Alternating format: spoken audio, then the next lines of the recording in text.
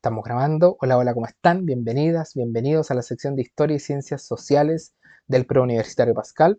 Esta clase corresponde a una de tres que vamos a tener con respecto a historia de Chile la segunda mitad del siglo XX, 1950 hasta 1990 específicamente, periodo que hemos dividido convenientemente en tres. El primero es migración campo-ciudad, el segundo es reformas estructurales y el tercero es gobierno de Allende en conjunto con dictadura de Augusto Pinochet, ¿ya? El periodo del que nos vamos a hacer cargo hoy es este, migración campo-ciudad. Las reformas estructurales del 60 al 73 y el gobierno de Allende junto con la dictadura de Pinochet lo veremos en otras clases, ¿ya? Así que partamos. El objetivo, por supuesto, de nuestra clase entonces va a ser analizar y comprender los hechos y procesos históricos que están dentro del fenómeno denominado migración campo-ciudad, ¿ya? Y algunos consejos antes de partir. Bueno, el preuniversitario Pascal, básicamente a principios de año y a medida que va avanzando el año, constantemente estamos generando clases ligadas a consejos relacionados con método de estudio, pero en este caso les entrego dos consejos que me parecen dos de los más importantes. Primero que todo, trabajemos historia con líneas de tiempo, ¿sí? En la materia de historia, trabajémosla con líneas de tiempo, ¿ya? Recuerden que la PAES de historia entra, aparte de formación económica y formación ciudadana, que son muy importantes, por supuesto. Formación ciudadana corresponde a las primeras 15, 17 preguntas, perdón, de la PAES, y formación económica corresponde a las últimas 5 o 6 de la PAES. Y al medio tenemos historia, tenemos básicamente historia de América, Chile y el mundo durante el siglo XIX, historia de Chile del siglo XIX, aparte también, o sea, solita. Tenemos historia de América, Chile y el mundo, primera mitad del siglo XX, y tenemos historia de Chile, segunda mitad del siglo XX, que es básicamente de lo que nos estamos haciendo cargo hoy, ¿no? Así que ordenen eso, trabajen con línea de tiempo todos los hechos y procesos históricos que están dentro de estos periodos determinados, ¿no? Y segundo, muy importante, recordar que la paz de historia no eh, evalúa fechas ni nombres, ni siquiera nos desafía la memoria de manera directa. Lo que nos desafía la paz de historia y ciencias sociales es nuestra capacidad de análisis y comprensión de lo general, de la naturaleza de cada proceso histórico, de la naturaleza de cada fenómeno. Por ejemplo, aquí, de la naturaleza de la migración campo-ciudad, de las características generales de la migración campo-ciudad, más que fechas, nombres o asuntos extremadamente específicos, ¿no? ¿Por qué les digo esto? Para que pongan atención y para que se esfuercen por comprender, analizar la naturaleza, lo general, lo importante, lo esencial, comprender de verdad el proceso, el hecho o el fenómeno histórico, más que memorizar fechas y nombres que por supuesto eso no nos va a servir mucho para efectos PAES, ¿ya?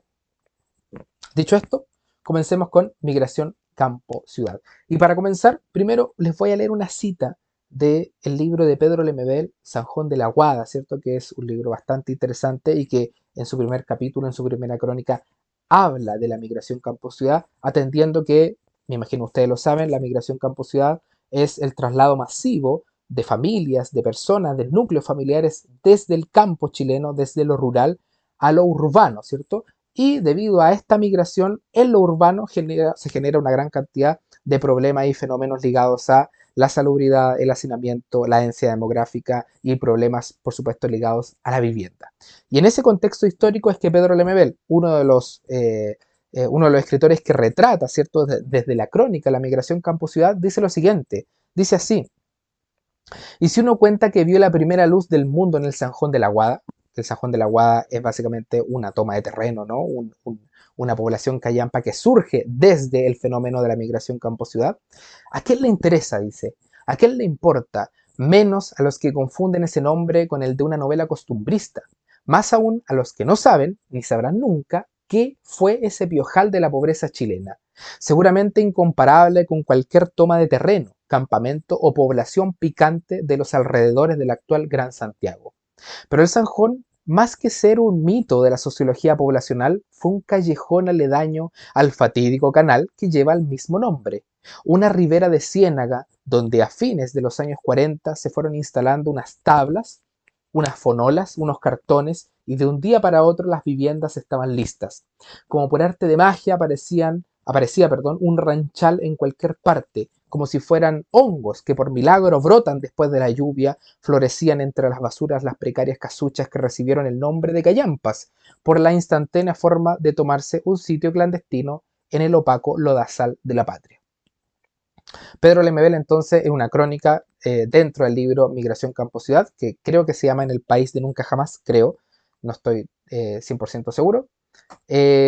Retrata las consecuencias dentro de la urbanidad, dentro de las ciudades, relacionadas entonces con esta migración campo-ciudad, con este, como dice en esta partecita aquí, con este traslado en masa de personas de zonas rurales de Chile hacia zonas urbanas de Chile, principalmente a Santiago, por supuesto, Concepción y Valparaíso. Primero que todo, ¿por qué migran? ¿Por qué las familias, las personas, los peones, los inquilinos, los núcleos de grandes familiares, ¿cierto? Migran. Primero porque había una precariedad general en la vida rural. ¿Mm? Recordemos que el sistema económico, social y cultural, ¿por qué no?, dentro de las zonas rurales era básicamente el sistema latifundista. Un sistema que venía de la época de la colonia, que había tenido muy poca reforma con respecto a su estructura, ¿no? El sistema latifundista, básicamente para comprenderlo de manera casi caricaturesca, que es lo que nos sirve en este momento, es básicamente el patrón de fondo, ¿cierto? Y una gran cantidad de peones y inquilinos trabajando para él, ¿no? Dentro de un gran territorio determinado, ¿ya? Ese sistema, ¿cierto? Esa relación laboral es la que cae en crisis eh, durante la segunda mitad del siglo XX, a pesar de que hay, por supuesto, atisbos de crisis previos, pero lo que nos interesa a nosotros básicamente es 1950 en adelante. Eso genera entonces una precariedad. La precariedad está ligada primero que todo a los pagos por el trabajo de un peón, por el pago de del trabajo de un inquilino, ¿no? Se le pagaban especies, ¿sí? Se le pagaban fichas que podían canjear ahí en negocios cercanos, en pulperías cercanas. Y si les pagaban con dinero, los sueldos eran bajos. Si les pagaban con especies, por supuesto, las especies muchas veces ellos anhelaban venderlas, por ejemplo, y no podían venderlas porque el circulante monetario era mínimo dentro del campo. Segundo, la segunda razón por la que migran en masa, ¿cierto?, hacia la ciudad es la crisis de la agricultura tradicional. Ya lo dijimos, el sistema latifundista, ¿cierto? Existe además una modernización y mecanización del trabajo rural que también redujo la necesidad de mano de obra de los grandes patrones de fondo, ¿cierto? Entonces tenemos una población desocupada también que agudiza entonces el fenómeno de migración. Y tercero, también no menos importante, ¿cierto? Es, podríamos decir, una característica cultural laboral, ¿no? Que es la atracción laboral de los sectores urbanos, ¿cierto? Las personas del campo en algún momento escuchaban, cuando estaban, no sé, muy pobres, paupérrimos, preocupados por sus condiciones de vida, que en la ciudad estaba todo pasando, que en la ciudad se desarrollaron industrias, que en la ciudad se desarrollaron fábricas, que hay trabajo, que hay lugares donde vivir. Entonces, ese fenómeno es lo que genera la gran migración del campo a la ciudad. ¿Qué tan grande fue la migración? Bueno, aquí tenemos varios datos, ¿cierto?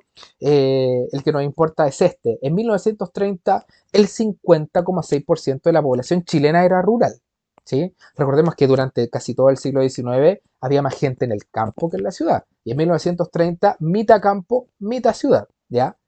Y en 1952, ¿ya?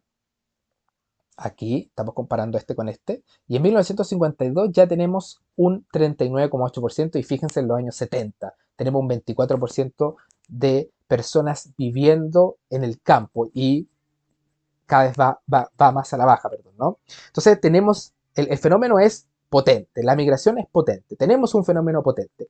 Y sumado a la migración campo-ciudad, es decir, al desarrollo de grandes masas de poblaciones en zonas urbanas que no dan abasto desde el punto de vista de la salubridad, del trabajo y de la vivienda, esto se agudiza todavía más si nosotros nos damos cuenta de que desde 1950 hasta 1960 también tenemos otro fenómeno, que es una explosión demográfica. Aumenta la natalidad, perdón, baja la mortalidad por el progreso de la medicina, etc. Y tenemos que en 1950 habían 5,9 millones de personas en Santiago, o sea, en Chile, y para el 60, perdón, tenemos 7,4.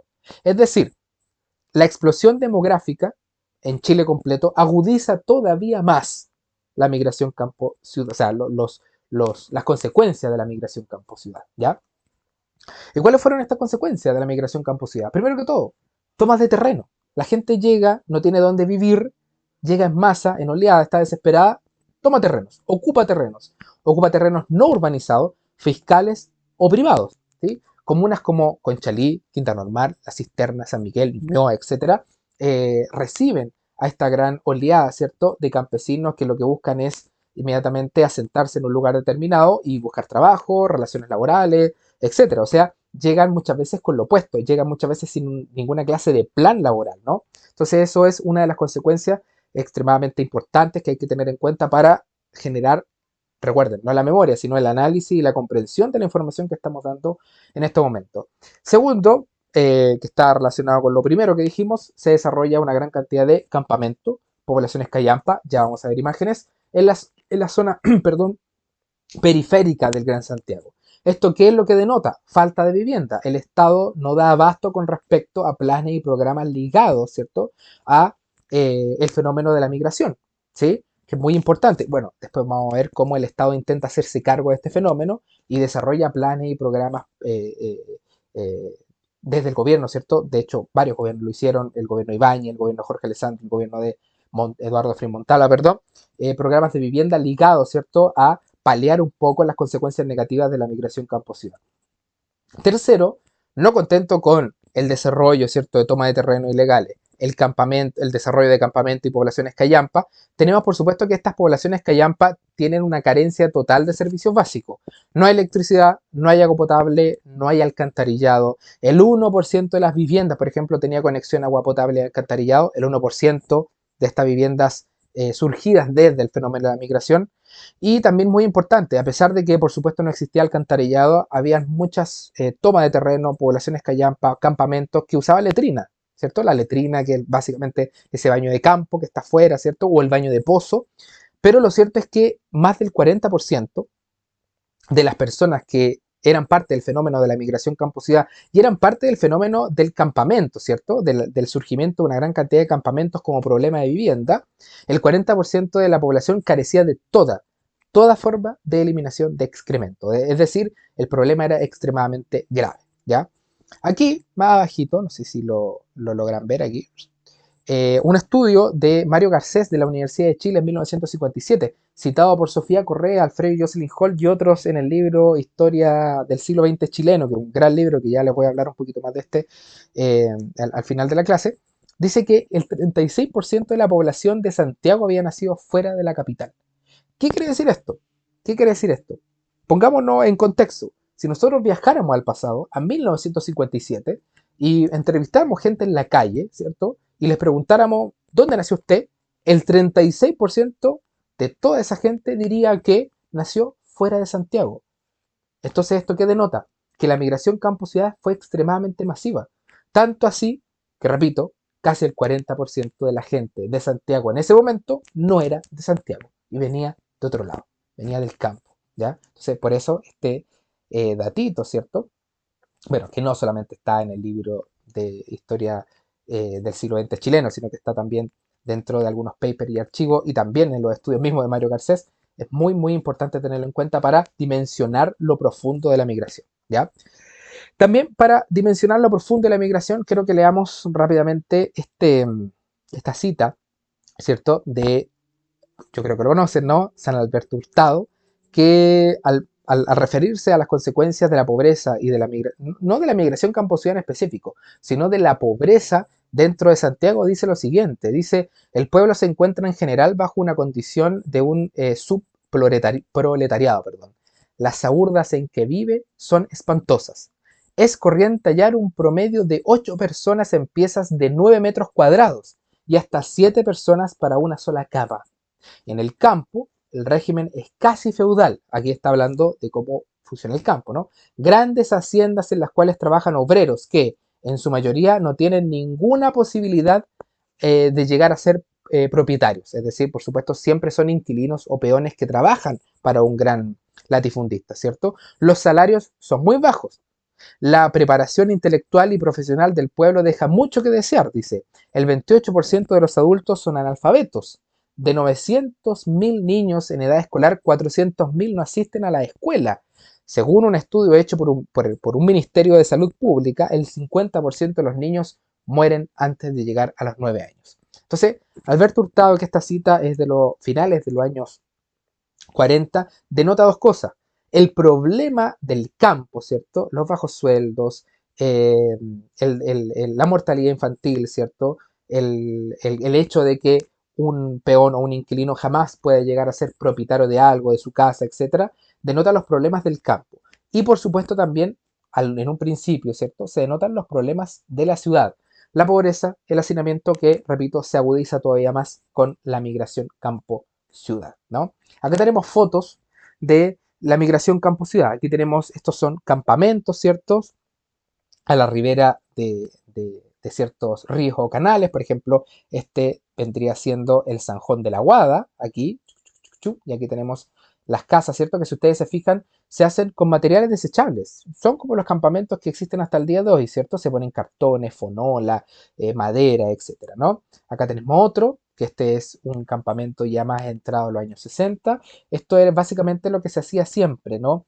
Que se instalaban casas como esta, ¿cierto? Y siempre la toma de terreno, y esto lo sé por, bueno, lo sé por varias fuentes, digamos, primero por fuentes historiográficas específicas, ¿cierto?, de mi trabajo, pero también me gusta decir que por fuentes ligadas a la memoria y el relato de mis tíos, mis abuelos, ¿cierto?, que fueron parte de este fenómeno de la emigración campo-ciudad y que fueron parte también entonces del desarrollo de toma de terreno y me comentaban, claro, que al momento de llegar al, a un terreno baldío, ¿cierto? E instalarse en este terreno, lo primero que se hacía junto con esto era las banderas también. Las banderas chilenas como símbolo, ¿cierto? De propiedad, obviamente no de derecho, sino una propiedad básicamente ligada a un gesto cultural, ¿no? Y por supuesto acá tenemos otra, ¿no? Que es la llegada, ¿cierto? Improvisada de personas que van desde el campo a la ciudad y que también se instalan y no sé si esto también viene a ser la bandera, si ustedes se fijan, bandera aquí, bandera por acá, etcétera, ¿no? Bien, ¿cuáles fueron las respuestas desde el Estado con respecto a las consecuencias de la migración campo-ciudad? A grandes rasgos podríamos decir que el Estado intentó hacerse cargo de dos problemas. El problema, y aquí lo tenemos, ¿cierto? El problema de la vivienda y el problema de la planificación urbana. Por ejemplo, desde la década de los 50, ¿cierto? En 1953 se funda la Corporación de la Vivienda, ¿cierto? La Corvi, a través del decreto ley 285, esto dentro del gobierno de Carlos Ibáñez del Campo. ¿Qué buscaba la Corvi? Primero que todo, construcción de viviendas sociales, con esfuerzos tanto públicos como privados. Pero segundo, y no menos importante, intentar urbanizar, ¿sí? Construir edificios escolares, edificios de servicio público, servicios sociales, ¿cierto? Locales comerciales, es decir, llevar tanto los servicios comerciales como el aparato estatal, ¿cierto?, a los nuevos asentamientos ligados a las consecuencias de la migración campo-ciudad, a las nuevas villas, a las nuevas poblaciones, a las nuevas poblaciones callampa, a los nuevos campamentos, que no estaban directamente relacionados con el centro urbano, más allá de estar viviendo dentro de la zona periférica de Santiago o de otras ciudades. También construir viviendas de uso provisional, por ejemplo, destinadas exclusivamente al arrendamiento. Y si nos vamos a la década de los 60, seguimos con los mismos esfuerzos. Intento de paliar la crisis de vivienda y también el intento de anexar estas nuevas poblaciones, estos nuevos asentamientos a una planificación urbana. Para ello se crea, por ejemplo, el Ministerio de Vivienda y Urbanismo, que si ustedes se fijan, el nombre del ministerio tiene directamente relación con los problemas que desde la década de los 50 intenta solucionarse, vivienda y planificación urbana, ¿cierto? Se crea en 1965 y lidera las iniciativas, las varias iniciativas para abordar el déficit de habitación y mejorar las condiciones de vida de los sectores más vulnerables. Con respecto a los campamentos, que por supuesto es un problema que dura hasta el día de hoy, o sea, básicamente el MIMBU, por supuesto, y la Corvi aquí no son organismos estatales que solucionaron el problema y lo extirparon de raíz, por supuesto. Con respecto a los campamentos, se buscó mejorar las condiciones de los asentamientos informales, ¿sí? A través de programas de urbanizaciones progresivas. De nuevo el tema de la urbanización, no solamente de la creación de la vivienda, sino de crear viviendas con una planificación a largo plazo con respecto al uso del suelo y con respecto a la conexión que debe tener una ciudad con las zonas periféricas. Para ello se generaron servicios con respecto al acceso básico al agua, a la electricidad y al alcantarillado. Junto con esta exposiciones, ¿cierto? Entonces ya estamos listos para poder contestar ciertas preguntas. Por ejemplo, esta que salió en la PAES admisión 2025, está fresquita. Dice, lee el siguiente relato del escritor Pedro Lemebel en el que describe su infancia en la población callampa a mediados del siglo XX. Dice, y tal vez alguien nos dijo que existía el Sanjón. Y para no quedarnos a la intemperie, llegamos a esas playas inmundas donde los niños corrían junto a los perros persiguiendo guarenes. Y la cosa fue tan simple, tan rápida, que por unos pocos pesos nos vendieron una muralla. Ni siquiera un metro de terreno, solo era un muro de adobes que mi abuela compró en ese lugar. Bien, la pregunta dice, considerando este contexto histórico, entonces inmediatamente uno dice, ¿qué contexto histórico? El contexto histórico de la migración campo-ciudad, ¿cierto? ¿Cuál fue uno de los factores que originó este tipo de asentamiento? ¿Qué asentamiento? La población callampa. Veamos, alternativa A, la implementación de un subsidio para acceder a viviendas baratas, es decir, las poblaciones callampa tienen relación a construcciones que están auspiciadas por el Estado a través de subsidios. La respuesta es que no, vimos que no, vimos que las poblaciones callampa surgen, ¿cierto?, de manera improvisada por el desarrollo de la migración campo-ciudad y las consecuencias que tiene esta.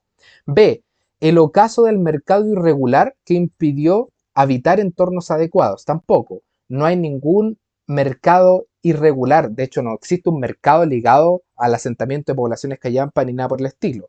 Las poblaciones callampa obedecen, repito, a un fenómeno sociocultural, un fenómeno también socioeconómico que tiene relación con migraciones internas producto de los problemas que existían tanto en la ruralidad y eh, la organización, el desafío que desarrolló, ¿cierto? Que tuvo que ejercer la urbanidad luego de dicha migración.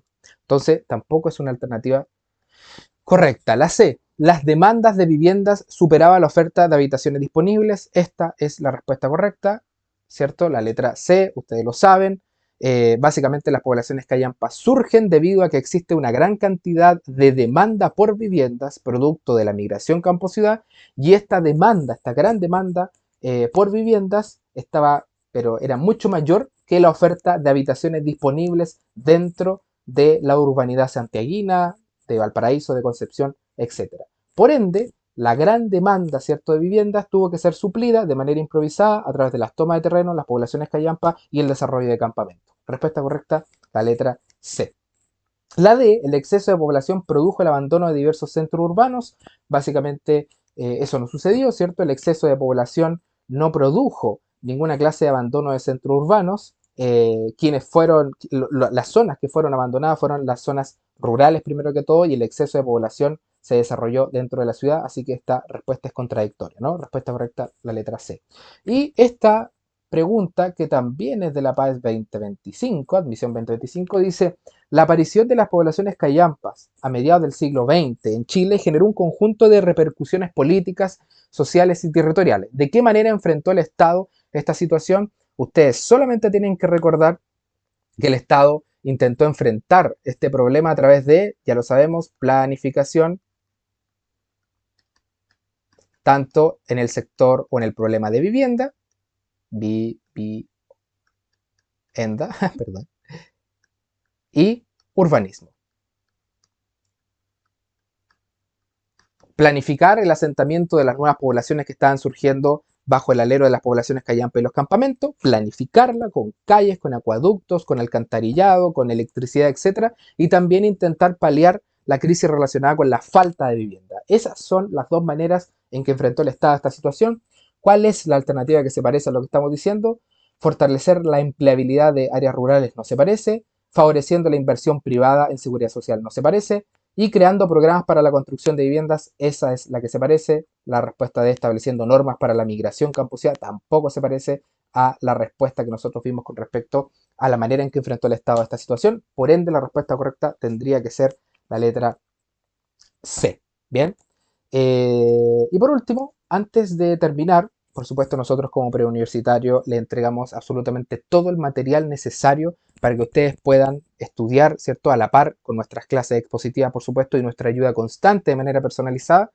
Sin embargo, si ustedes quieren ahondar mucho más allá de la PAES con respecto a temas ligados a la historia de Chile o la historia de Chile siglo XX en específico, o a la historia rural de Chile siglo XIX-XX, como ustedes quieran, o sea, lo que ustedes quieran investigar, les recomiendo para partir estos 4 libros, ¿sí?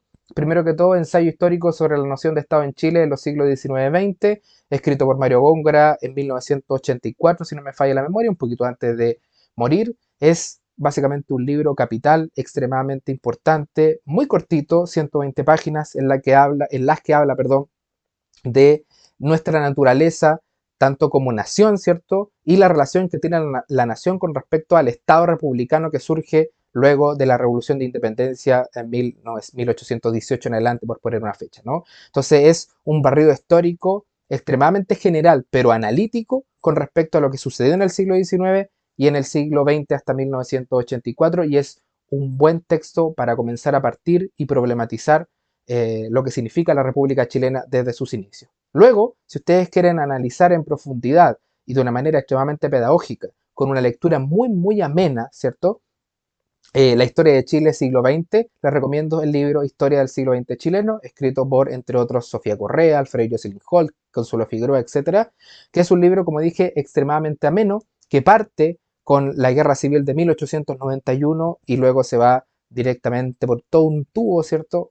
Al análisis, ¿cierto? Y el desarrollo y la exposición de hechos durante el siglo XX. Repito, algo que me parece muy importante de este libro, es una lectura amena, poco ensortijada, ¿cierto? Con un vocabulario extremadamente llevadero, pero que no sacrifica complejidad en la medida que es más didáctico, ¿no? O sea, no sacrifica la profundidad y siempre básicamente intenta ser lo más profundo posible, pero de la manera más amena posible también, ¿ya?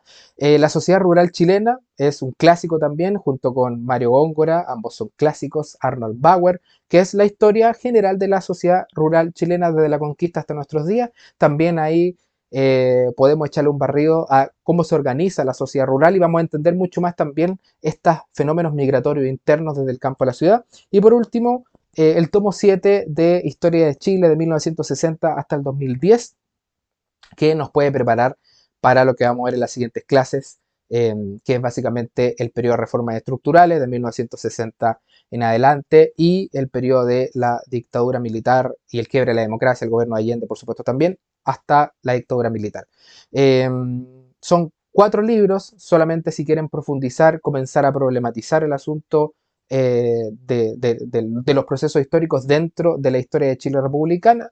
Sin embargo, para efectos PAES, por supuesto, van a tener todo el material necesario para rendir una PAES extremadamente de excelencia. El material está pensado para sus requerimientos específicos y para sus metas también. Así que por el lado PAES no se preocupen. Y por el lado personal, si ustedes, perdón, de aquellos que quieren investigar más profundamente la historia de Chile, aquí tiene 4 ejemplares para partir. Así que eso sería todo por esta clase. Espero que estén muy muy bien y nos estamos viendo en la clase siguiente. Adiós, adiós.